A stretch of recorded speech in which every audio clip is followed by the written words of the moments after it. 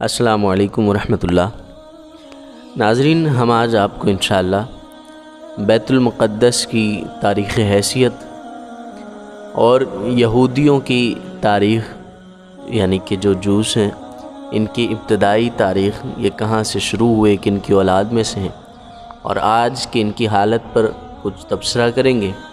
اس کے ساتھ ساتھ ہیکل سلیمانی اور حضرت عیسیٰ علیہ السلام کے دور میں جو کچھ ان کی حالت رہی، جو بابل کے بادشاہ کا واقعہ، ان ساری چیزوں کو انشاءاللہ ہم اس ایک ہی ویڈیو کے اندر کور کریں گے۔ کوشش کیجئے گا کہ توجہ سے سنیں، انشاءاللہ آپ کو مستند تاریخ ہماری اس ویڈیو سے معلوم ہوگی۔ سب سے پہلے تو جان لیں کہ بیت المقدس کی تاریخی حیثیت کیا ہے۔ حدیث شریف میں ہے کہ بیت المقدس کعبہ معظمہ کے 40 سال بعد معرض وجود میں آیا۔ اس بنا پر دنیا کا کوئی مقام بیت المقدس سے قدیم اب تک معلوم نہیں ہوا، لیکن تاریخ اس کے قدیم دور کی داستان جو تاریخ کے اندر ہے، جو کچھ اس میں مواد معلوم ہوا ہے وہ حاضر کر دیتے ہیں۔ یہاں سب سے پہلے آل شام یعنی بیت المقدس کا جو ایریا ہے، جو آج کا پیلسٹائن ہے، جسے اسرائیل ناجائز قابض ریاست بنا دیا گیا ہے، تو اس جگہ پر سب سے پہلے آل شام 2500 قبل مسیح میں جو کنعی یا فونیقی کہلاتے تھے وہ آباد ہوئے۔ آل شام کی قبائل جزیرۃ العرب سے ہجرت کر کے یہاں پہنچے تھے۔ انہی قبائل کی ایک شاخ مجوسیوں کے نام سے مشہور تھی۔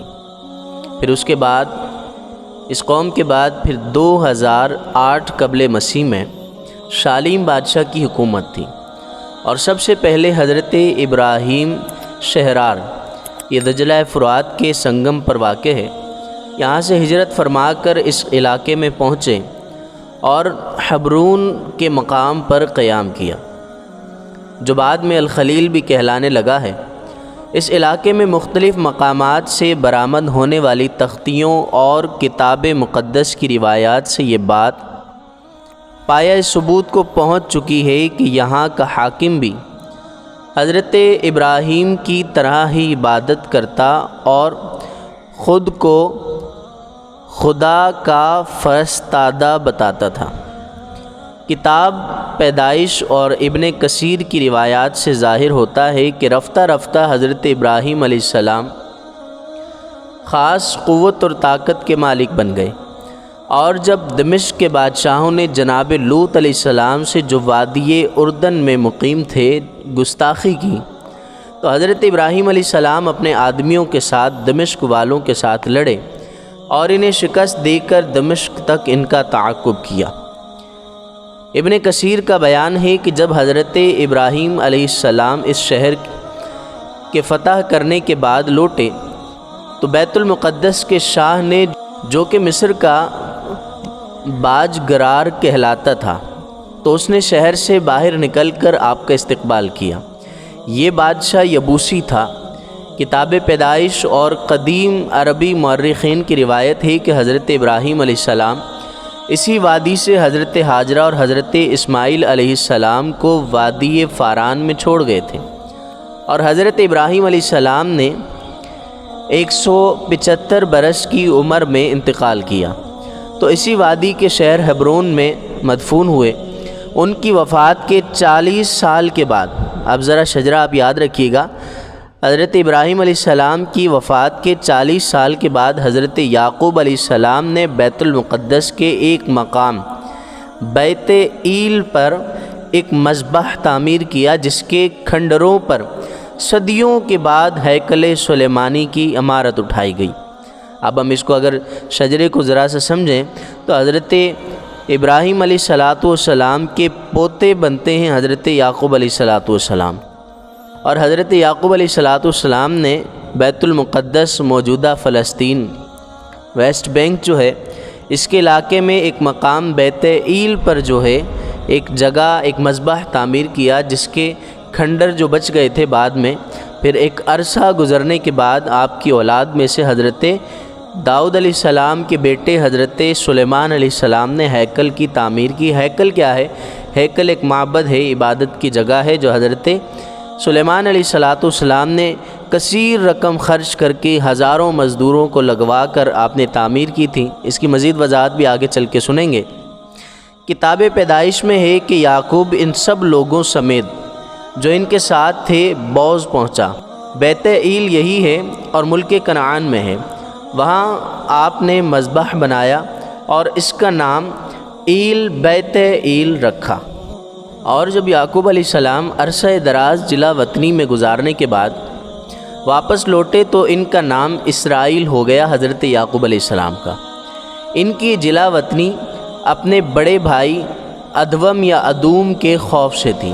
اچھا یاد رکھیے گا، اسرائیل کا جو لفظ ہے، آج کل اگر ہم اسرائیل کے خلاف مسلمان اگر کچھ کہتے ہیں اور اسرائیل مرد آباد وغیرہ کے نعرے لگاتے ہیں تو اس سے مراد وہ جگہ، وہ ملک مراد ہے جہاں پر ناجائز قابض لوگ رہتے ہیں۔ حالانکہ حقیقت کے اعتبار سے اگر ہم اس کو دیکھیں تو یہ اللہ کے ایک نبی حضرت یعقوب علیہ السلام کا نام ہو گیا تھا۔ خیر، حضرت یعقوب علیہ السلام جلا وطنی گزارنے کے بعد آئے تو آپ کا نام اسرائیل ہو گیا۔ ان کی یہ جلا وطنی اپنے بڑے بھائی ادوم یا ادوم کے خوف سے تھی۔ جب وہ بھائی سے مطمئن ہو گئے اور واپس آئے تو بھائی ادوم نے ایثار کرتے ہوئے ادومیہ کی طرف پسپائی کی۔ حضرت ایوب علیہ السلام ادوم کے بیٹے تھے اور حضرت ابراہیم علیہ السلام کا دور 22ویں صدی قبل مسیح بیان کیا جاتا ہے۔ ایل بیت ایل یعنی بیت ایل کا خدا، اس سے زیادہ کوئی اہمیت نہیں کہ حضرت یعقوب علیہ السلام نے بیت ایل میں خدا کو رؤیا یعنی خواب میں دیکھا اور اس کی یاد میں وہاں ایک مذبح بنایا جہاں پر بعد میں ہیکل تعمیر ہوا۔ یہ ایل بیت ایل کی حقیقت ہے۔ حضرت یعقوب علیہ السلام کے بیٹے ہیں، 11 آپ کے بیٹے ہیں، جن میں سے ایک حضرت یوسف علیہ السلام بھی ہیں۔ حضرت یوسف علیہ السلام جب ایک وقت گزارنے کے بعد مصر پہنچے اور بادشاہ بنے تو حضرت ابراہیم علیہ السلام کے پوتے اسرائیل، یعنی کہ ابراہیم علیہ السلام کے پوتے ہیں حضرت اسرائیل، مطلب حضرت یعقوب علیہ السلام، اور آپ کے بیٹے حضرت یوسف علیہ السلام ہیں۔ تو حضرت یعقوب علیہ السلام کی اولاد اپنے جد امجد کی وفات سے 150-200 برس بعد مصر میں منتقل ہو گئی، یعنی حضرت یعقوب علیہ السلام کے سارے بیٹے اور اولاد وغیرہ یہ منتقل ہو گئے اور اسے خوب عروج بھی ملا۔ لیکن حضرت یوسف علیہ السلام کے وفات کے بعد یہ قوم معتوب ہوئی، ان پر غضب ہوا، حتیٰ کہ اللہ تبارک و تعالی نے رحم فرمایا اور مصر میں آمد سے 400 سال بعد حضرت موسیٰ علیہ السلام کو ان میں مبعوث فرمایا۔ 400 سال کے بعد اس قوم میں حضرت موسیٰ کو اللہ نے پھر بھیجا، یعنی انہی کی اولاد میں حضرت یعقوب علیہ السلام کی اولاد میں سے حضرت موسیٰ کو مبعوث فرمایا، جنہوں نے اس قوم کو فرعون کے پنجہ ظلم و استبداد سے نجات دلائی اور بنی اسرائیل دریائے نیل پار کر کے وادی سینا میں داخل ہو گئے۔ مگر یہ قوم اپنے نبی کی نافرمان اور احسان فراموش ثابت ہوئی اور بتوں کی پوجا کرنے لگی۔ آپ نے سنا ہوگا حضرت موسیٰ علیہ السلام جب آپ طور سینا پر گئے تو جب آپ وہاں پر اللہ تبارک و تعالیٰ کی بارگاہ میں تھے، جب آپ وہاں پر عبادات میں مشغول تھے کہ پیچھے سے ایک شخص نے ایک بچھڑا تعمیر کیا سونے کا اور حضرت موسیٰ علیہ السلام کے گھوڑے کے سم سے لگنے والی مٹی اس نے اس کے منہ میں ڈالی تو اللہ نے اس بچھڑے میں جان بھی ڈال دی، تو لوگ اس بچھڑے کو پوجنے لگے۔ تو یہ اللہ تبارک و تعالیٰ کی نافرمانی تھی، اور جب حضرت موسیٰ علیہ السلام نے انہیں ڈانٹ پلائی تو ان پر چڑھ دوڑی، مگر اللہ تعالیٰ نے اپنے کلیم کی حفاظت فرمائی، اس قوم سے آپ کو محفوظ رکھا۔ اس کے بعد جب حضرت موسیٰ علیہ السلام نے بنی اسرائیل کو بیت المقدس میں داخل ہونے کا حکم دیا تو یہ قوم فرمانے پیغمبر کی تعمیل سے گریزاں ہوئی، نہیں مانا حکم، اور صاف کہہ دیا کہ اذهب انت وربک انا ہاہنا قاعدون۔ انہوں نے کہا کہ آپ اور آپ کا رب جانے، ہم تو یہاں بیٹھے ہوئے ہیں۔ جب انہوں نے نبی کی بات کو نہ مانا تو اللہ تبارک و تعالیٰ کو بنی اسرائیل کی گستاخی ناگوار گزری۔ اس نے یہ سزا دی کہ جب تک موجودہ نسل کے تمام بالغ نہیں ہو گئے وہ وادی طے ہی میں بھٹکتے رہے، ان کی ذلت کا یہ عرصہ 40 سال رہا کہ ایک ہی وادی کے اندر یہ گھومتے رہے، اس سے نکل نہ سکے۔ اس عرصے میں ہلاک ہونے والے یہودیوں کی تعداد 3 لاکھ سے زیادہ بتائی جاتی ہے۔ بیت المقدس میں وہ 200 سال بعد داخل ہوئے تھے۔ ناظرین، یہ تھا حضرت موسیٰ علیہ السلام کا زمانہ، جس کے اندر یہ تمام چیزیں ہوئی اور یہودیوں کی نافرمانیاں اس وقت بھی عروج پر ہوا کرتی تھیں۔ اب یاد رکھیے، حضرت موسیٰ اور حضرت عیسیٰ علیہ السلام کے درمیان تقریباً 1400 سال کا عرصہ ہے۔ اب حضرت موسیٰ علیہ السلام کی اولاد کے اندر حضرت داؤد علیہ السلام ہوتے ہیں، اور حضرت داؤد علیہ السلام کے بیٹے ہیں حضرت سلیمان علیہ السلام۔ اور حضرت سلیمان علیہ السلام کے متعلق آپ نے سنا ہے کہ آپ نے ہیکل سلیمانی تعمیر کیا تھا۔ تو یہ ہیکل سلیمانی ٹیمپل جسے کہتے ہیں، ٹیمپل 1، ٹیمپل 2، اب ٹیمپل 3 یہودی بنانے کی تیاری میں ہے۔ تو یہ ٹیمپل کیا ہے، یہ ہیکل کیا ہے، اس کو سنتے ہیں۔ تابوت سکینہ، جس میں حضرت یوسف علیہ السلام کے کپڑے حضرت موسیٰ علیہ السلام مصر سے لائے تھے، اور حضرت داؤد علیہ السلام سے قبل فلسطین اسرائیلیوں کو شکست دے کر اسے اپنے ساتھ اشدود لے گئے تھے۔ حضرت داؤد علیہ السلام کی زبردست خواہش تھی کہ وہ اس کے لیے ایک مستقل گھر بنائیں، یعنی کہ تابوت کے لیے ایک مستقل گھر بنائیں، تابوت سکینہ اس میں رکھیں تاکہ یہ محفوظ رہے۔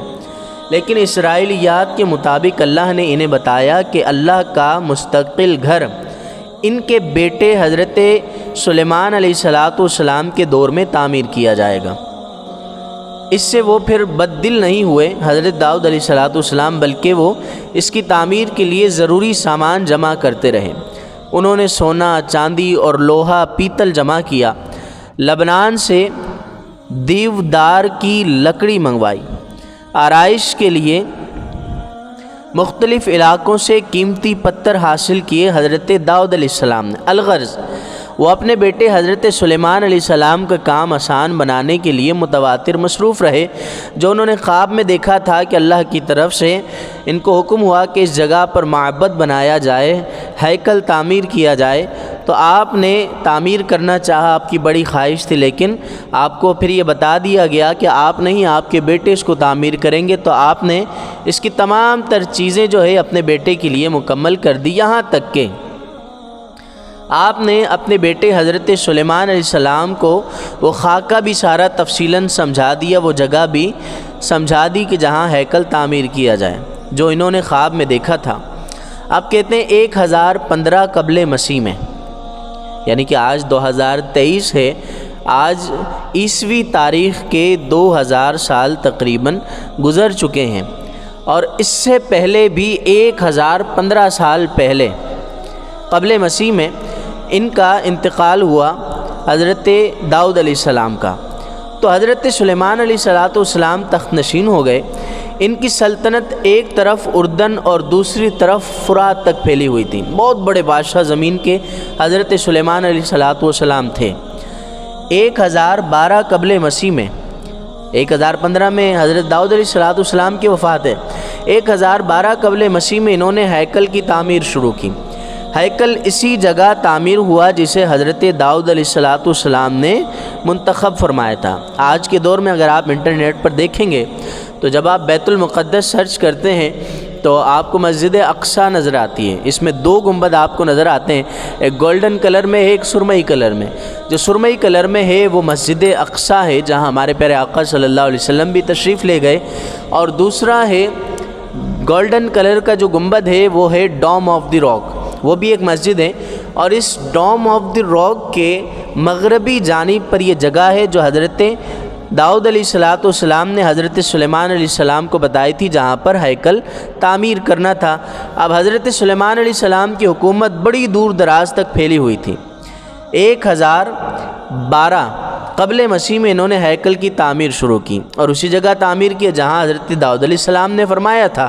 مورخین اس پر متفق ہیں کہ یہودی کبھی بھی اچھے معمار نہیں رہے، اس لیے سلیمان علیہ السلام نے ہیکل کی تعمیر کے لیے لبنان اور مصر سے معمار بلوائے۔ ہیکل کی تعمیر 7 سال جاری رہی ناظرین، اور 2 لاکھ آدمی مسلسل کام کرتے رہے۔ بے انتہا دولت خرچ ہوئی۔ حضرت داؤد علیہ السلام وراثت میں 1,30,000 پاؤنڈ سونا اور 12,70,000 پاؤنڈ چاندی چھوڑ کر گئے تھے۔ اس دولت کے علاوہ دوست شہزادوں کے نذرانے اور دنیا کے زرخیز ترین خطے کا 7 سالہ ریونیو بھی اس میں صرف ہوا۔ یہ کوئی عام ٹیمپل نہیں تھا، ایک اچھا خاصا خرچ اور اچھی خاصی لیبر لگانے کے بعد حضرت سلیمان علیہ السلام نے اس کو تعمیر کیا تھا۔ بائبل کی کتاب سلاطین میں دی گئی تفصیل اور مورخین کے بیان کے مطابق ہیکل سلیمانی بلا شبہ فن تعمیر کا ایک عظیم شاہکار تھا۔ اس کی لمبائی 60 ہاتھ یعنی 90 فٹ، چوڑائی تقریباً 30 فٹ اور اونچائی تقریباً 45 فٹ تھی، اور اس کے اندر پاک ترین جگہ بنائی گئی جہاں خداوند کے اللہ پاک کے عہد کا صندوق تابوت سکینہ رکھا گیا۔ تابوت سکینہ بخت نصر کے حملے کے بعد ایسا غائب ہوا کہ آج تک اس کا سراغ نہیں لگایا جا سکا۔ ہیکل سلیمانی کی عمارت کوہ موریہ پر قبۃ الصخرہ سے مغرب میں کچھ دور واقع تھی۔ تاریخ ہمیں بتاتی ہے کہ ہیکل اس دور کے فن تعمیر کی تکمیل تھا اور اس سے بہتر کوئی عمارت نہیں تھی۔ تاریخ یہ بھی کہتی ہے کہ حضرت سلیمان علیہ السلام نے علماء خدام کے لیے بھی رہائش گاہیں بنائیں۔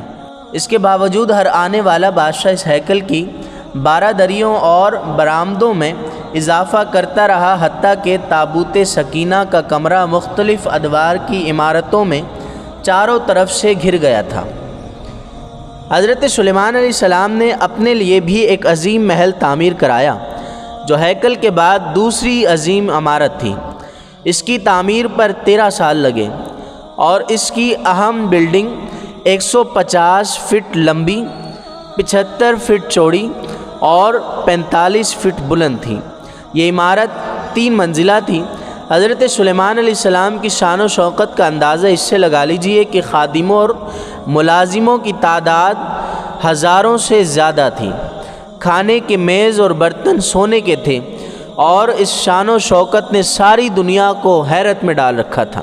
چنانچہ ملکہ سبا بھی متاثر ہوئی اور ایک عظیم فوج کو ساتھ لے کر شاہانہ وقار سے یروشلم میں داخل ہوئی، اور اس کے کارواں میں سینکڑوں اونٹ تھے جو خوشبوؤں سے لدے ہوئے تھے۔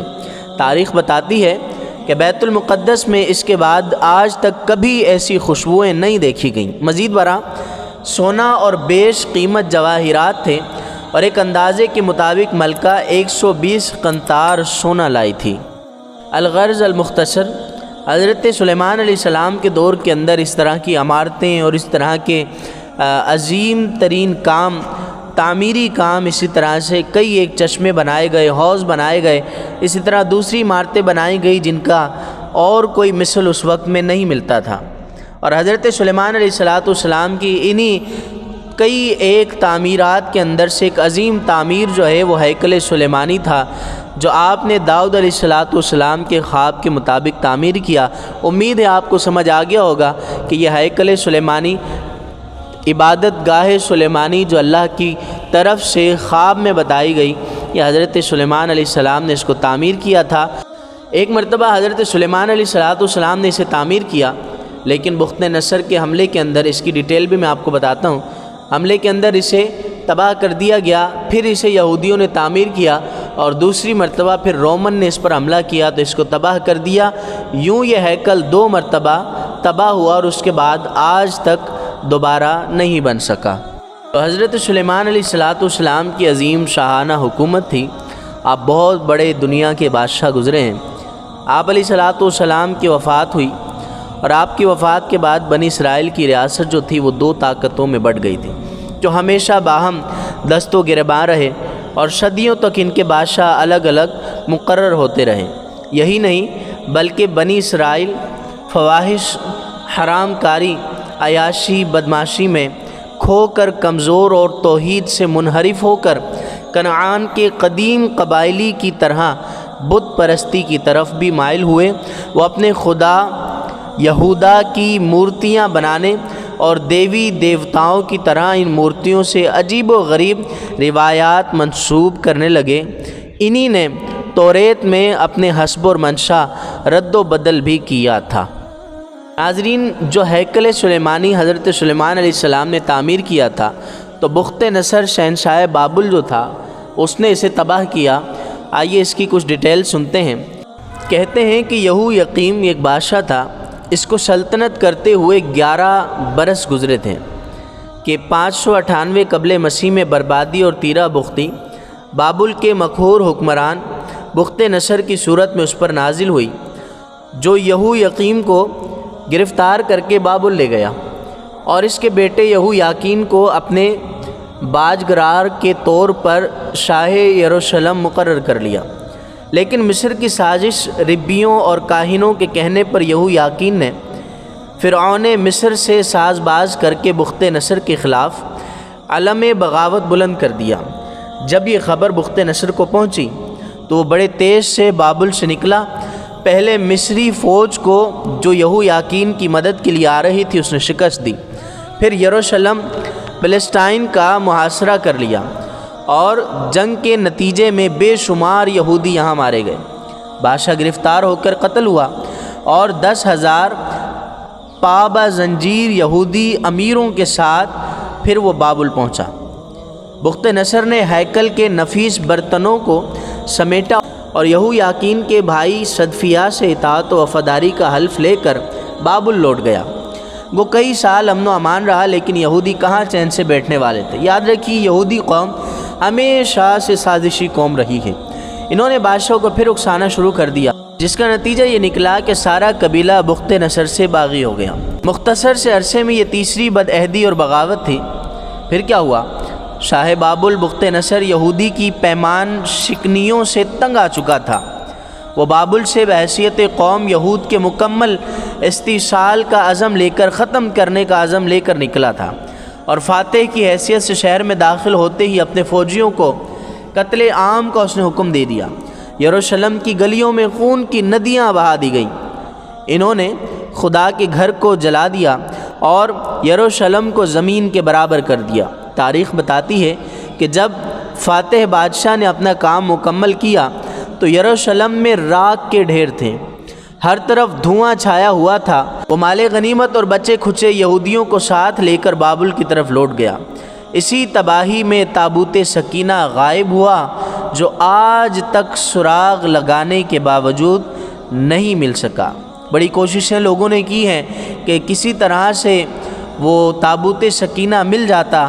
آج بھی یہودی اسی کی تلاش میں ہے کہ تابوت سکینہ ملے گا، اور ان کا ماننا یہ ہے کہ وہ تابوت سکینہ اسی ہیکل سلیمانی کے نیچے دبا ہوا ہے، یعنی جو آج کے دور میں بیت المقدس میں مسجد اقصی ڈوم آف دی راک کے مغربی جانب جو ایک دیوار، جسے دیوار گریہ کہتے ہیں، جہاں یہودی کھڑے ہو کر روتے ہیں اور اپنی دعائیں وغیرہ کر رہے ہوتے ہیں، کہتے ہیں کہ وہیں پر کہیں وہ تابوت سکینہ جو ہے وہ دبا ہوا ہے، اسی کی تلاش میں ہے، اور ان کا ماننا ہے کہ وہ تابوت سکینہ کو حاصل کریں گے اور تیسرا ٹیمپل، یعنی کہ تیسرا ہیکل سلیمانی کہتے ہیں، تعمیر کریں گے، تو پھر ان کا مسیحا جسے ہم دجال کہتے ہیں، وہ یہودی اپنا اسے مسیحا مانتے، کہتے ہیں کہ وہ آئے گا اور پھر ان کی بادشاہت ہوگی، جسے یہ گریٹر اسرائیل کا نام دیتے ہیں، کہ اس کے بعد ان کو ساری دنیا پر حکومت مل جائے گی، گریٹر اسرائیل قائم کریں گے، ان کا یہ منصوبہ ہے، اور اس کے بعد جو ہے ان کا مسیحا یعنی دجال آ جائے گا۔ تو خیر، بخت نصر حملہ کر کے ہر چیز کو تباہ و برباد کر گیا، تابوت سکینہ غائب ہو گیا جو آج تک نہیں مل سکا۔ اس کے علاوہ بخت نصر نے یہودیوں کے تمام صحیفے نظر آتش کر دیے اور 1,00,000 مرد و عورت قیدی بنا کر کئی میل لمبے جلوس کی صورت میں اس کے ساتھ چلے۔ بخت نصر نے انہیں اپنی سلطنت کے سرحدی علاقوں کی طرف نکل جانے کو کہا، اور اس طرح غریب الوطنی ان یہودیوں کا مقدر بنی۔ بتایا جاتا ہے کہ ان یہودیوں کی تعداد اس وقت تقریباً 50,000 تھی۔ یہ یہودیوں کی پہلی قومی تباہی تھی۔ اس تباہی اور بربادی میں نہ صرف ہیکل سلیمانی کا نشان مٹ گیا، بلکہ دیگر مخالفت کے ساتھ ساتھ توریت بھی غائب ہو گئی تھی۔ کہتے ہیں کہ بابل کے زمانہ اسیری میں یہودی توریت کو یاد کر کے رویا کرتے تھے، اور آج بھی اس تباہی کو یاد کر کے سلیمان کے روزے رکھتے ہیں۔ یہاں یہ بات بھی قابل ذکر ہے کہ بابل میں یہودی غلاموں کو دریائے فرات کے کنارے آباد کیا گیا اور انہوں نے اس بستی کا نام تل ابیب رکھا۔ آج ہم دیکھتے ہیں کہ اسرائیل کا موجودہ دارالحکومت تل ابیب کہلاتا ہے، تو یہ نام رکھنا اسی یاد کی تازگی کرنا ہے کہ جو بابل کے بادشاہ کی تباہی کے بعد ان کو دریائے فرات پر جب بسایا تھا تو اس بستی کا نام جو انہوں نے رکھا تھا تل ابیب تھا، تو آج یہ اسی یاد کے اندر انہوں نے اپنے دارالحکومت کا نام تل ابیب رکھا ہوا ہے۔ یہ تباہی 588 قبل مسیح کے لگ بھگ کا واقعہ ہے اور اس کے 50 برس بعد تک یہ شہر تباہ و برباد اور اجاڑ پڑا رہا۔ البتہ زائر گریہ کنا آتے اور یروشلم کے کھنڈرات پر بیٹھ کر اسرائیل کی واپسی کے لیے دعائیں کیا کرتے، اور جو یہاں پہنچ نہ پاتے وہ دریائے فرات کے کنارے یروشلم کو یاد کر کے رویا کرتے تھے۔ ناظرین، اب ہم آپ کو بتاتے ہیں کہ صہیونیت کیا ہے۔ ہم بار بار جملہ سنتے ہیں صہیونیت، تو یہی دور چل رہا تھا کہ جب ان کو فرات کے کنارے ایک بستی میں بسایا گیا اور یہ ان کی ذلت کا مقام تھا۔ کہتے ہیں کہ اس دور غلامی میں دانیال علیہ السلام اور عزیر علیہ السلام یہ اللہ کے نبی ہیں، یہ ان کے درمیان مبعوث ہوئے، یہ یہود کی رہنمائی کیا کرتے تھے۔ یہاں تک کہ بابل بن سالتیئیل نے جو حضرت داؤد علیہ السلام کی نسل سے تھا، صہیونیت کی پہلی تحریک کا آغاز کیا۔ صہیونیت کیا ہے؟ سن لیجئے۔ صہیونیت دراصل بیت المقدس کی ایک پہاڑی ہے جس پر حضرت داؤد علیہ السلام نے یروشلم کو فتح کرنے کے بعد جشن منایا تھا۔ چنانچہ بنی اسرائیل اسی نسبت سے صہیون کو مقدس سمجھتے اور یروشلم کو دختر صہیون کے لقب سے یاد کیا کرتے ہیں۔ تحریک صہیونیت کا مقصد کھوئی ہوئی ریاست صہیون اور یروشلم کو دوبارہ حاصل کرنا اور ہیکل سلیمانی کی از سر نو تعمیر کرنا تھا۔ چنانچہ جب بنی اسرائیل اپنے اعمال کی کافی سزا بھگت چکے تو 539 قبل مسیح میں ایران کے پہلے کسریٰ خسرو، جسے بائبل خورس کے نام سے یاد کرتی ہے، اس نے بابل کو فتح کیا اور اس نے اپنی تمام مملکت میں منادی کے ذریعے یہودیوں کو اپنے وطن واپس جانے کی اجازت دے دی، یعنی اب دریائے فرات پر نہ رہیں، واپس یروشلم فلسطین چلے جائیں۔ چنانچہ یہودیوں کے قافلے فلسطین کی طرف جانے لگے، لیکن سارے یہودی واپس نہیں گئے، صرف 42,360 افراد واپس گئے۔ 50,000 ٹوٹل تھے، تو یہ 42,000 تقریباً گئے۔ وہ خالی ہاتھ نہیں آئے تھے، بلکہ انہیں خدا کے گھر کے برتن بھی دیے گئے تھے جو بخت نصر لوٹ کر لے گیا تھا، اور ان کا قائد شیش بزر تھا۔ ناظرین، یہ سارے کا سارا زمانہ تھا حضرت سلیمان علیہ السلام کے بعد۔ حضرت عزیر علیہ السلام وغیرہ ان میں تشریف لائے، لیکن یہودیوں کی ذلت آمیزی اس درمیان بہت ہوئی کہ ان کو طرح طرح سے دنیا میں ذلیل کیا گیا اور اپنی رسوائیوں کی زندگی انہوں نے گزاری۔ پھر جب خسرو نے، ایران کا کسریٰ خسرو جو تھا، اس نے جب اس کو فتح کر لیا تو اس نے ان کو اجازت دی کہ تم چاہو اپنے شہر چلے جاؤ، اپنے علاقے چلے جاؤ، تو یہ دوبارہ یہاں فلسطین یروشلم آئے۔ پھر انہوں نے وہی ہیکل سلیمانی جو حضرت سلیمان علیہ السلام نے تعمیر کیا اور بخت نصر نے اسے تباہ کیا تھا، دوبارہ انہوں نے تعمیر کیا۔ اب چلیے اس کے بعد حضرت عیسیٰ علیہ السلام کا زمانہ آتا ہے۔ حضرت موسیٰ علیہ السلام اور حضرت عیسیٰ علیہ السلام کے درمیان تقریباً 1400 سال کا زمانہ ہے۔ اس زمانے کے اندر یہودیوں کو 2 مرتبہ عروج ملا ہے اور 2 مرتبہ ان کو زوال ملا۔ جب ان کو عروج ملا تو انہوں نے دوبارہ سے ہیکل کو تعمیر کیا، یعنی کہ کسریٰ خسرو کے زمانے کے اندر۔ کہتے ہیں حضرت عیسیٰ علیہ السلام کی پیدائش ہوتی ہے۔ یاد رکھیے، حضرت عیسیٰ علیہ السلام کی پیدائش قبل مسیح 1 میں ہوتی ہے، یعنی ایسا نہیں کہ اس تاریخ کا آغاز، عیسوی تاریخ کا آغاز حضرت عیسیٰ علیہ السلام کی پیدائش سے ہو، بلکہ حضرت عیسیٰ علیہ السلام کی پیدائش اس تاریخ کے شروع ہونے سے پہلے 25 دسمبر کو آپ کی پیدائش ہے۔ اس کے بعد پھر جب جنوری آتا ہے تو عیسوی تاریخ کا آغاز ہوتا ہے۔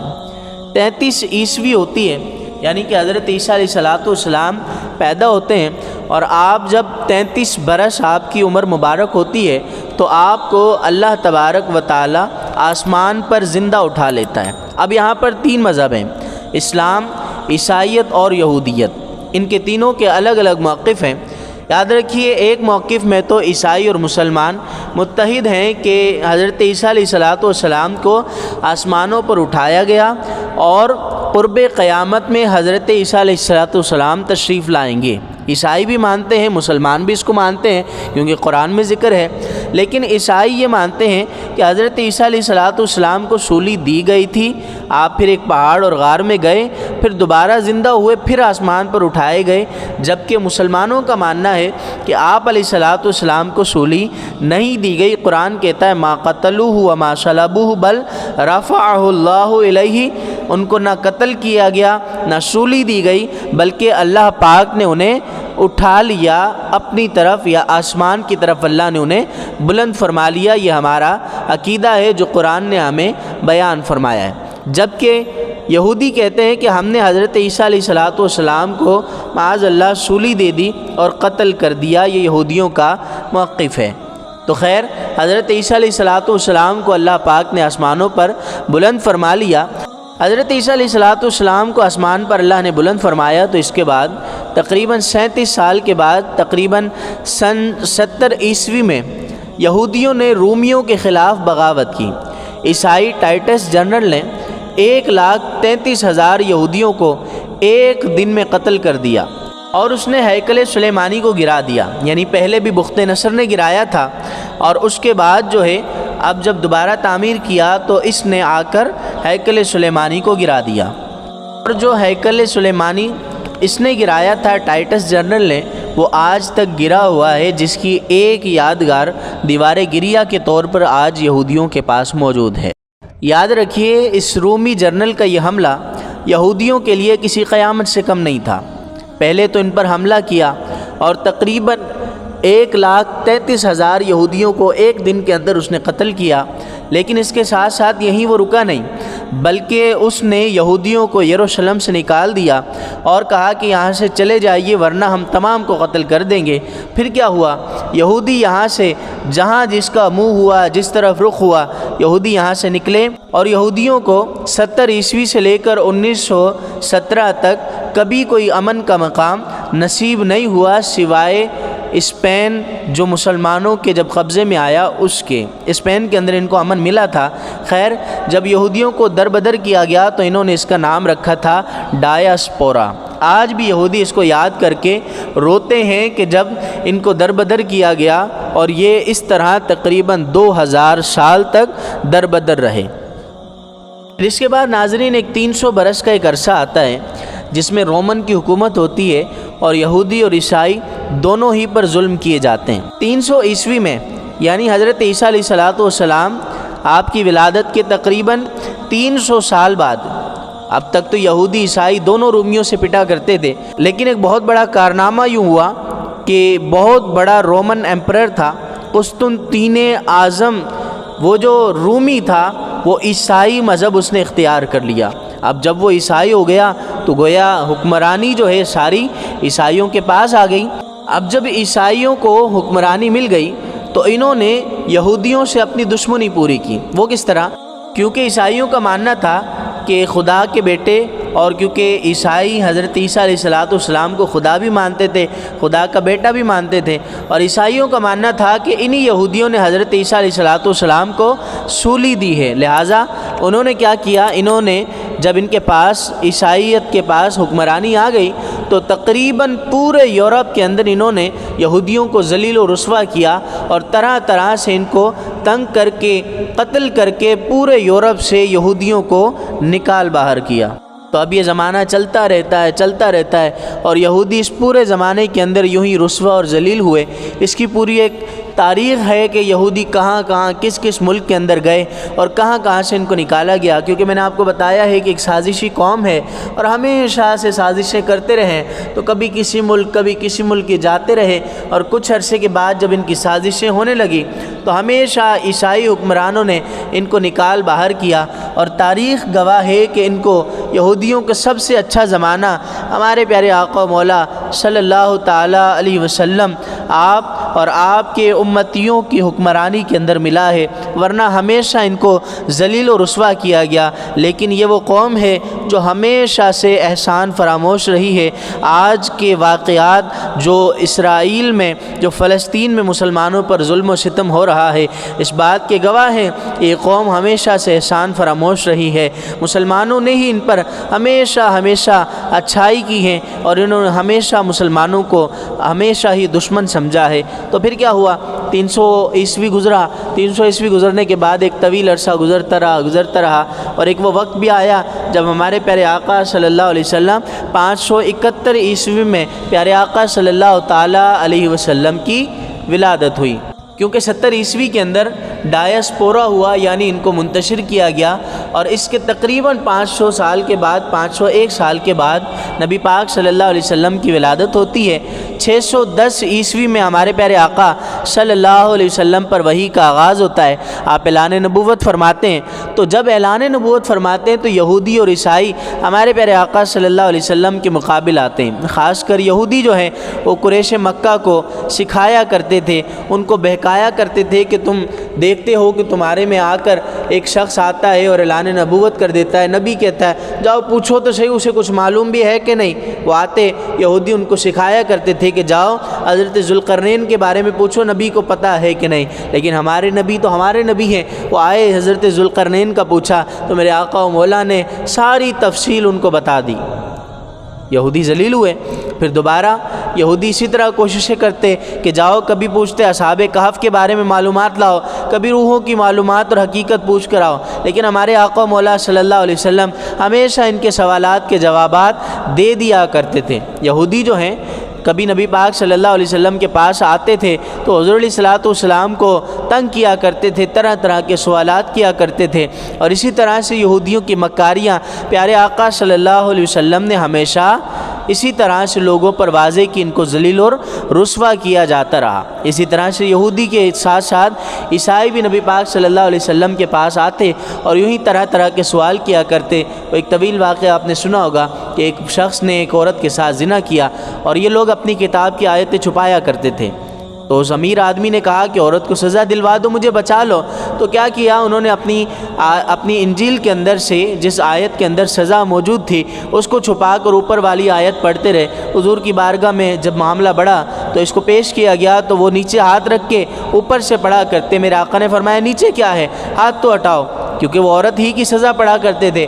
مرد کو وہ بچانا چاہتے تھے کیونکہ اس مرد نے، کیونکہ وہ امیر تھا اور اس نے پیسوں کی پیشکش کی کہ میں تمہیں اتنا مال دوں گا، تو لہٰذا وہ بچانا چاہتے تھے۔ حضور علیہ الصلوۃ والسلام نے ہاتھ ہٹوایا اور مرد کی سزا بھی موجود تھی، لہٰذا اس طرح سے حضور نے ان دونوں قوموں کو ذلیل و رسوا کیا۔ لیکن اس کے باوجود، ساری حقیقتیں جاننے کے باوجود، حضور کے حق پر ہونے کو دل سے جاننے کے باوجود، ان کو یقین تھا کہ حضور حق پر ہیں، لیکن کچھ اپنے مال کی وجہ سے عیسائی کہ ان کا مال و دولت بند ہو جاتا، ان کا پیسہ جو مل رہا تھا، جو مراعات تھی، ختم ہو جاتی، اس لیے ایمان نہیں لائے، لوگوں کو گمراہ رکھا۔ ایسے ہی یہودی وہ کہتے تھے کہ بنی اسرائیل سے حضور نہیں ہے، حضور بنی اسماعیل سے، لہٰذا نبی نہیں ہو سکتے۔ انہوں نے بھی پیارے آقا کا انکار کیا، حالانکہ حضور نے ان کو ہر چیز بتائی، مگر جو ایمان نہیں لانے تھے، جن پر اللہ پاک نے مہر لگا رکھی، تو وہ کیسے ایمان لاتے۔ خیر، اب آگے چلیے یہودیوں کا مزید عرصہ بیان کرتے ہیں کہ اب نبی پاک صلی اللہ تعالیٰ علیہ وآلہ وسلم نے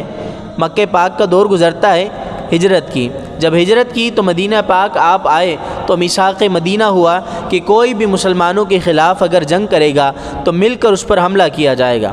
تو یہ سازشیں کیا کرتے تھے اور قریش مکہ کو بھڑکایا کرتے تھے نبی پاک صلی اللہ علیہ وسلم کے خلاف، طرح طرح سے حضور علیہ الصلوۃ والسلام کے خلاف سازشیں کرتے۔ تو پھر کیا ہوا، ہمارے پیارے آقا صلی اللہ تعالیٰ علیہ وسلم نے بالآخر ان تینوں قبیلوں کو، جو یہودیوں کے قبیلے تھے، ان کو سزا دی۔ جنگیں ہوئی، سرکار دو عالم صلی اللہ علیہ وسلم نے غزوہ بدر ہوا، تو اس کے بعد بنو قینقاع کو مدینے سے باہر نکال دیا۔ اسی طرح سے غزوہ احد کیا تو پھر بنو نذیر کو نکالا۔ غزوہ احزاب ہوا تو بنو قریظہ کو حضور سید عالم صلی اللہ علیہ وسلم نے مدینے سے نکال باہر کیا، اور ہمیشہ یہ اسی طرح سے سازشیں کرتے رہے، حضور علیہ الصلوۃ والسلام سے بغض رکھتے رہے۔ یہ تو ہمیں قرآن بھی بتاتا ہے کہ کافر اور یہودی ہمیشہ ایمان والوں سے بغض رکھیں گے۔ پھر آگے وقت گزرتا ہے، ہمارے پیارے آقا و مولا صلی اللہ علیہ وسلم کے دور کے اندر بھی ان کی سازشیں جاری رہی۔ اس کے بعد حضرت عمر فاروق اعظم رضی اللہ تعالیٰ عنہ کا دور اور آپ کا زمانہ آتا ہے۔ کیا شان ہے ہمارے عمر رضی اللہ تعالیٰ عنہ کی۔ حضرت عمر رضی اللہ تعالیٰ عنہ نے جب خلافت کا حلہ پہنا، حضرت عمر رضی اللہ تعالیٰ عنہ جب خلیفہ بنے تو آپ رضی اللہ تعالیٰ عنہ نے ایک زبردست حکومت قائم فرمائی، اور آپ کا عدل بڑا زبردست عدل تھا۔ آپ نے تقریباً 22 لاکھ مربع میل پر حکومت فرمائی۔ حضرت عمر رضی اللہ تعالیٰ عنہ کے زمانے کے اندر جب آپ خلیفہ بنے تو آپ رضی اللہ تعالیٰ عنہ نے بھی چاہا کہ بیت المقدس کو فتح کیا جائے، اور اس غرض سے حضرت عمر رضی اللہ تعالیٰ عنہ نے حضرت ابو عبیدہ بن جراح رضی اللہ تعالیٰ عنہ کو ایک لشکر دیا اور کہا کہ جاؤ اور جا کر بیت المقدس کو فتح کر لو۔ جب مسلمان گئے اور بیت المقدس کا محاصرہ کر لیا تو بیت المقدس یہ وہ شہر تھا جہاں یہودی آباد تھے۔ اب جب چاروں طرف سے محاصرہ کر لیا گیا، کئی دن گزر گئے، کئی راتیں گزری، مگر یہودی ہیں کہ باہر نہیں نکلتے، اندر ان کے پاس کھانا پینا ہر چیز موجود ہے، وہ اپنے یہاں سے باہر نہیں نکل رہے تو کیسے حملہ کیا جاتا؟ دروازے بند ہیں۔ اب مسلمان باہر بیٹھے ہیں۔ کچھ دن گزرنے کے بعد دیوار سے فصیل سے یہودیوں کے علماء آتے ہیں اور آ کر کہتے ہیں کہ اے لوگو مسلمانوں، تم اگر قیامت تک بھی یہاں ٹھہرے رہو تو تم ہرگز ہمارے اس شہر کو فتح نہیں کر سکتے، اس لیے کہ یہ شہر تمہارے بس کی بات نہیں ہے، ہمارے پاس کھانا پینا ہر چیز اندر موجود ہے، تم اسے فتح نہیں کر سکتے۔ خیر یہودیوں نے ایک راز مسلمانوں کو ضرور دے دیا کہ تم اس کو فتح نہیں کر سکتے، مگر ایک درویش مسلمان آئے گا جو اس کو فتح کر لے گا۔ جب اس نے درویش مسلمان کا کہا تو حضرت ابو عبیدہ بن جراح فوراً سمجھ گئے کہ ہاں یہ تو وہی درویش ہے جو مدینے میں حضور علیہ الصلوۃ والسلام کا چہیتا عمر بیٹھا ہوا ہے، وہی تو درویش ہے۔ تو حضرت ابو عبیدہ بن جراح فوراً حضرت عمر کو خط لکھتے ہیں۔ حضرت عمر کو خط ملتا ہے تو یہ پیارے عمر اسی وقت وہاں سے نکلتے ہیں۔ حضرت عمر بغیر کسی انتظار کیے وہاں سے نکلتے ہیں مدینہ پاک سے بیت المقدس کا، یوں کہہ لیں کہ اگر ہم پیدل کی بات کریں تو کئی ہفتوں مہینوں کا سفر ہے۔ حضرت عمر اپنے غلام کو لیتے ہیں، اونٹنی پر سوار ہوتے ہیں۔ اب غلام سے کہتے ہیں کہ ہم نے یہاں سے جانا ہے بیت المقدس، اور ہوگا یوں کہ کچھ وقت کے لیے آپ سوار ہوں گے اور میں اس کی نال پکڑوں گا، اور کچھ وقت کے لیے میں سوار ہوں گا اور آپ اس جانور کی، اس اونٹنی کی نال پکڑیں گے۔ غلام حیران ہوا، علی جا میں ساری دور پکڑ لوں گا، آپ 22 لاکھ مربع میل کے حکمران ہیں، زمین کے بہت بڑے بادشاہ ہیں، میں ایک غلام ہوں، میں کیسے اس اونٹنی پر سوار ہو سکتا ہوں اور آپ اس کی نال پکڑ کے چلیں؟ یہ نہیں ہو سکتا۔ حضرت عمر عادل بادشاہ تھے، حضرت عمر بڑے رحم دل بھی تھے۔ آپ نے فرمایا نہیں، ایسا نہیں ہو سکتا، کچھ وقت کے لیے آپ نال پکڑیں گے تو کچھ وقت کے لیے میں پکڑوں گا۔ خیر حضرت عمر کبھی سوار ہوتے، کبھی غلام سوار ہوتا، کرتے کرتے جب بیت المقدس پہنچتے ہیں، یروشلم پہنچتے ہیں، حضرت ابو عبیدہ بن جراح حیران رہ جاتے ہیں یہ دیکھ کر کہ جس وقت وہ بیت المقدس پہنچتے ہیں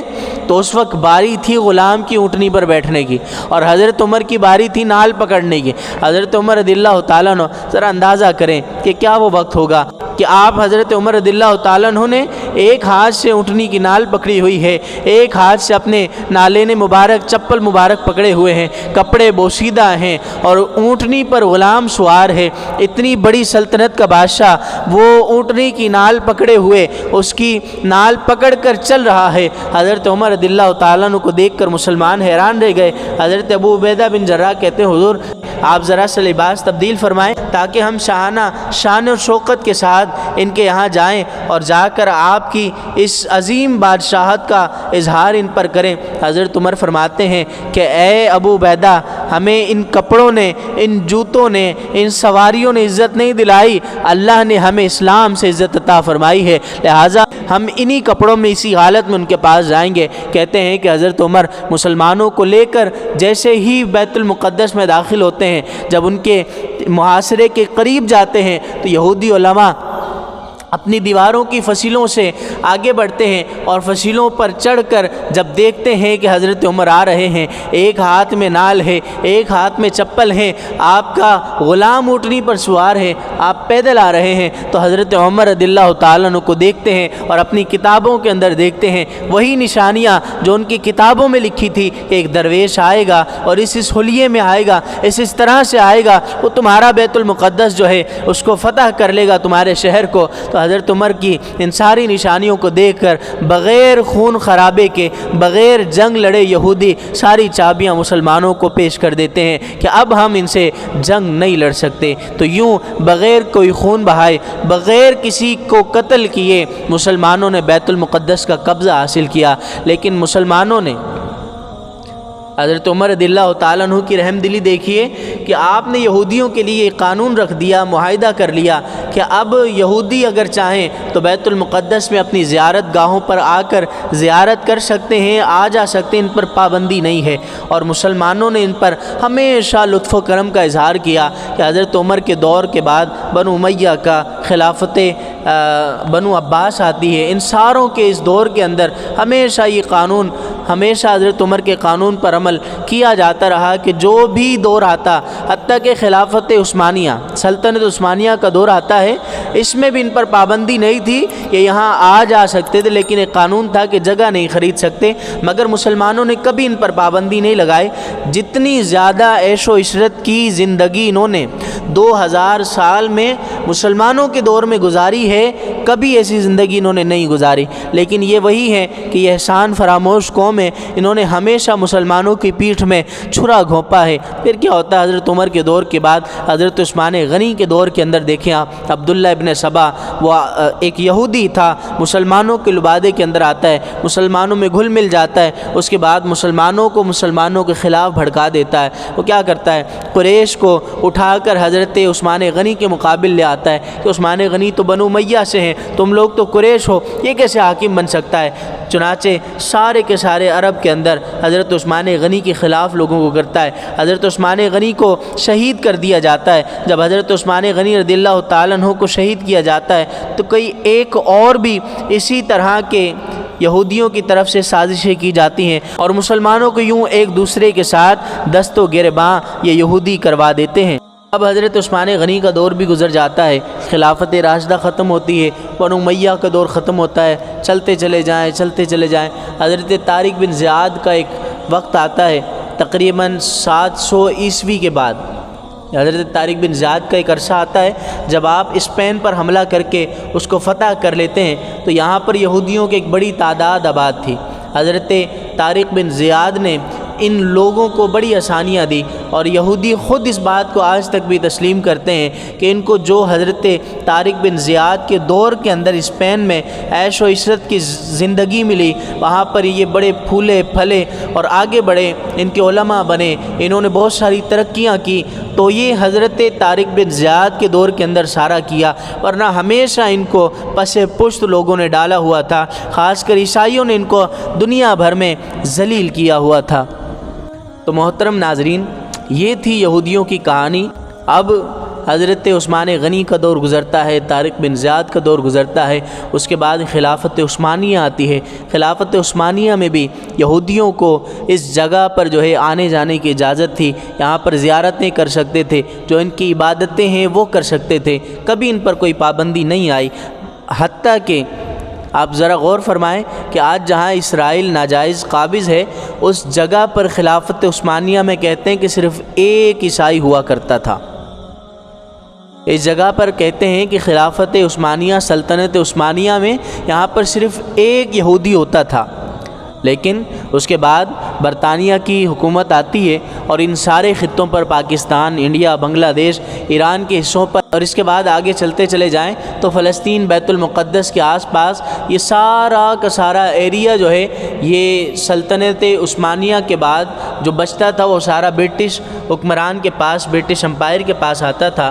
تو برطانیہ نے ایک بہت بڑا پلان کیا، اس کو میں آپ کے سامنے رکھتا ہوں۔ برطانیہ جو تھا، برٹش امپائر جو تھی، اس نے 3 لوگوں سے معاہدے کیے، ایک عربوں سے کیا، دوسرا یہودیوں سے، اور تیسرا فرانس سے کیا۔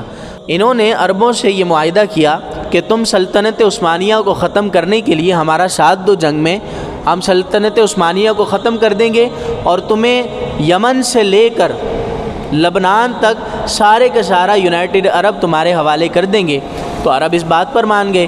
اس کے بعد انہوں نے یہودیوں سے معاہدہ کیا کہ تم ہمارے ساتھ مل جاؤ، سلطنت عثمانیہ کو ختم کر دو، ہم تمہیں تمہاری مقدس جگہ جسے یروشلم تم کہتے ہو، اس جگہ پر تمہیں تمہارا ملک آباد کر کے دے دیں گے۔ تو یہودیوں نے ان کا ساتھ دیا۔ وہاں فرانس سے معاہدہ کیا کہ تم ہمارا ساتھ دو، ہم تمہیں جرمنی دے دیں گے، تو فرانس نے ساتھ دیا۔ یوں ساری طاقتوں نے اکٹھے ہو کر سلطنت عثمانیہ پر حملہ کیا۔ بالآخر 1917 یا 1923 کے اندر سلطنت عثمانیہ کا بالکل خاتمہ کر دیا گیا۔ 1917 میں جب سلطنت عثمانیہ ماند پڑ گئی، ختم ہونے کے قریب تھی، تو فلسطین کے اندر، یروشلم کے اندر یہودیوں کو آباد کرنے کی پالیسی اپنائی گئی اور دنیا بھر سے یہودیوں کو یہاں لا کر بسایا جانے لگا۔ بالآخر 1948 میں ناجائز ریاست اسرائیل کے قیام کا اعلان کیا جاتا ہے۔ یاد رکھیے، جب تینوں لوگوں سے، عرب سے، یہودیوں سے اور فرانس سے معاہدے کیے، تو اس کے بعد جب یہ علاقے فتح کر لیے، سلطنت عثمانیہ کو ختم کر دیا، تو اس کا سارا کنٹرول جو ہے برٹش امپائر نے اپنے پاس رکھا تھا۔ یعنی کہ فلسطین کا جتنا ایریا ہے، یروشلم ہے، اس کو کیونکہ تینوں مذاہب، مسلمان، عیسائی، یہودی، ان کے مقدس مقامات یہاں موجود ہیں، تو اس نے اس کا سارا کنٹرول اپنے پاس رکھا۔ لیکن جب اس کے بس سے باہر ہو گئی بات، تو اس نے اٹھا کر اس کا کنٹرول یونائٹڈ نیشن کو دے دیا، اور 1948 کے اندر، 1948 کے اندر ناجائز ریاست اسرائیل کا اعلان کر دیا جاتا ہے، اور اسرائیل کی وہی پالیسی اپنائی گئی۔ اسرائیل میں اپنی حکومت بنانے اور اپنا ملک بنانے کے لیے جو آج کشمیر کے اندر ہندوؤں نے اپنی پالیسی اپنا رکھی ہے، وہ یہ کہ یہ لوگ زمینیں خریدتے ہیں اور بڑھتے چلے جاتے ہیں۔ جیسے کہ آج کشمیر میں ٹکے ٹکے کے بھاؤ پر مسلمانوں کی زمینوں کو خرید کر ہندوؤں کو دیا جا رہا ہے، یوں ہی یہودیوں نے اپنی زمینیں جو ہے، جو مسلمانوں کی ہوا کرتی تھی، خریدتے گئے۔ جو یروشلم، جو فلسطین جو ہے، سارے کا سارا فلسطین ہوا کرتا تھا، جہاں ایک یہودی ہوا کرتا تھا، اس پورے فلسطین کے اندر بڑھتے بڑھتے اتنے زیادہ یہودی آباد کیے گئے ہیں، اتنی زیادہ جگہ خریدی گئی کہ مسلمان جو ہمیشہ سے یہاں رہے ہیں، ان کو اپنی زمین پر تنگ کر کے رکھ دیا گیا ہے۔ آج کے دن کے مطابق مسلمانوں پر 7 نومبر 2023 میں جو حملہ کیا ہے، مسلمانوں نے جو ان کے خلاف مزاحمت کی ہے، اس پر میں نے ایک اور ویڈیو اپلوڈ کی ہے، جس کے اندر بتایا ہے کہ مسلمانوں نے کیوں حملہ کیا، کیوں جنگ کی ابتدا کی، کس طرح مسلمانوں کو مجبور کر دیا گیا تھا۔ جب یہ 7 نومبر کو یہ جنگ شروع ہوئی ہے، تو آج کے دن تک، آج 7 اکتوبر ہے، 7 اکتوبر تک آج تقریباً 10,000 کے قریب مسلمانوں کو شہید کر دیا گیا ہے۔ اللہ پاک مسلمانوں کی مدد بھی فرمائے، مددگار پیدا فرمائے، مسلمانوں کو ایک دوسرے کا دست و بازو بننے کی بھی توفیق عطا فرمائے۔ یاد رکھیے، بتانے کا مقصد یہی تھا، ساری ہسٹری، ساری کی ساری تفصیل، کہ مسلمانوں نے ہمیشہ ان کے ساتھ اچھائی کی ہے، لیکن یہ یہودی قوم کبھی ہمارے دوست نہیں ہو سکتے۔ وَلَن تَرْضَىٰ عَنْكَ الْيَهُودُ وَلَا النَّصَارَىٰ، یہی ہے کہ یہود و نصارہ آپ سے کبھی آپ سے راضی نہیں ہوں گے، کبھی آپ کے دوست نہیں بنیں گے۔ کب تک؟ حتیٰ تتبع ملتہم، جب تک کہ تم خود یہودی یا پھر عیسائی نہ بن جاؤ، یہ تمہارے دوست نہیں ہو سکتے۔ یہ قرآن ہمیں کہہ رہا ہے، تو ہمیں چاہیے کہ ہم قرآن پر عمل کریں اور مسلمان ایک ہو کر، متحد ہو کر رہیں، تو انشاءاللہ اس طرح کے فتنوں کو ہم اکھاڑ باہر کریں گے۔ اور یہ ہمارے نبی پاک صلی اللہ تعالی علیہ وسلم کی احادیث سے ثابت ہے کہ قرب قیامت میں جب دجال آئے گا تو مسلمان اور یہودیوں کے خلاف آخری جنگ ہوگی، تو مسلمان یہودیوں کو قتل کریں گے، حتیٰ کہ یہودی درختوں کے پیچھے چھپیں گے۔ ان کو پناہ دینے والے درخت صرف غرقد کے ہوں گے، اس کے علاوہ جتنے بھی درخت ہوں گے، جس چیز کے پیچھے بھی چھپیں گے تو وہ چیز آواز کر کے کہے گی مسلمان میرے پیچھے یہودی چھپا ہے، آ اور اسے قتل کر دے۔ پھر وہ دور آئے گا، حضرت عیسیٰ علیہ السلام تشریف لائیں گے اور آ کر دجال کو قتل فرمائیں گے۔ دجال کو قتل کرنے کے بعد صلیب توڑیں گے، اور اس کے بعد پھر حضرت عیسیٰ علیہ السلام کا 40 سال کا زمانہ، امن کا زمانہ گزرے گا۔ اللہ مسلمانوں کو اتحاد نصیب فرمائے، کھویا ہوا عروج عطا فرمائے۔ اللہ کریم یہ ساری باتیں جو بیان کی گئی ہیں ہمیں ان پر عمل کرنے کی توفیق عطا فرمائے۔